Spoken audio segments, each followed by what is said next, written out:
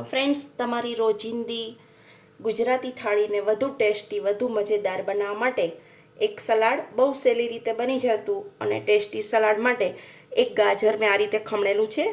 તમને તમારી મનપસંદ રીતે તમે એને કટ કરી શકો. અને એક નાનકડું કાકડીનું બટકું છે, એને પણ મેં આ રીતે ખમણી લીધું છે. હવે એક મોટી ચમચી તેલ છે, એમાં અડધી ચમચી ચટણી, અડધી ચમચી નિમક છે, અડધી ચમચી ધાણા જીરું છે, ચપટી સંચળ છે, ચપટી હિંગ છે અને અડધી ચમચી દળેલી ખાંડ છે.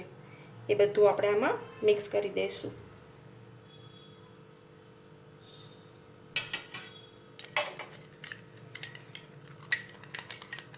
બધું બરાબર મિક્સ કરી દેવાનું છે.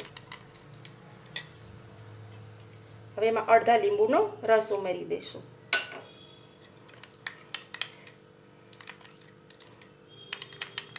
ખૂબ જ ટેસ્ટી લાગે છે ફ્રેન્ડ આ સલાડ. એક વખત ચોક્કસથી બનાવજો. બધું આમાં એડ કરી દઈશું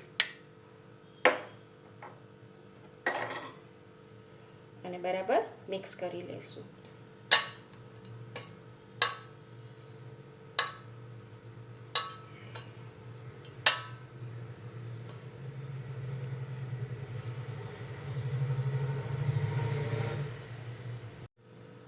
બસ એક પ્લેટમાં સજાવી દઈશું.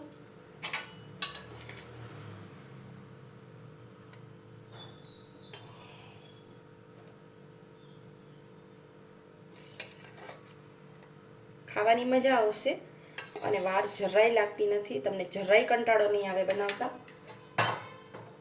બસ ધાણા ભાજી ઉપર છાંટી દઈશું.